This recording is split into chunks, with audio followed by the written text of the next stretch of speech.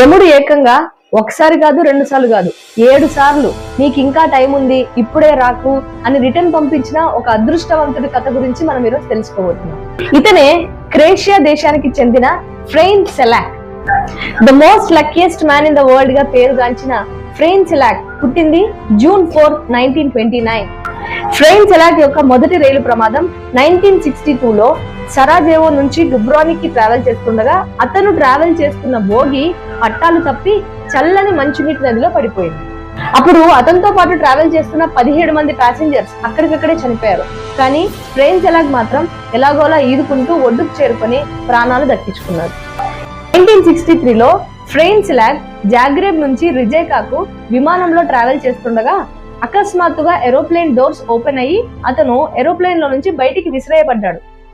అదృష్టవశాత్తు అతను నేలపై కాకుండా గడ్డి మోపుపై పడి స్వల్ప గాయాలతో ప్రాణాలతో బయటపడ్డాడు.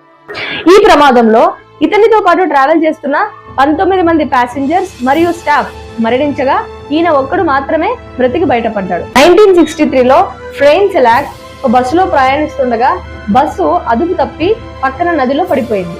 అప్పుడు అతనితో పాటు ప్రయాణిస్తున్న 4 ప్యాసింజర్స్ చనిపోగా ఇతను స్వల్ప గాయాలతో ఈదుకుంటూ ఒడ్డుకి చేరుకొని ప్రాణాలు దక్కించుకున్నాడు.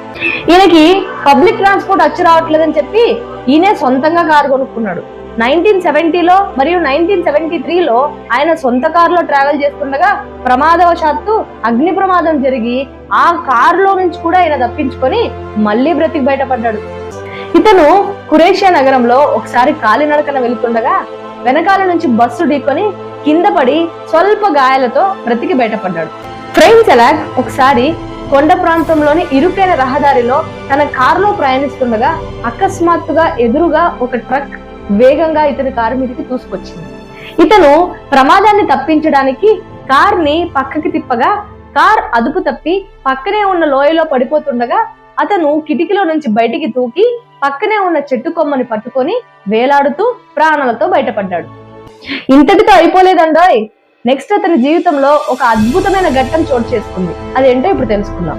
వీడియో స్టార్టింగ్ లో the most luckiest man in the world అని చెప్పాను కదా, అది ఎందుకు అనుకున్నారు? ఆయనకి 74 ఇయర్స్ ఏజ్ లో 2003లో ఆయనకి సుమారు మన ఇండియన్ కరెన్సీలో 8 కోట్ల లాటరీ తగిలింది.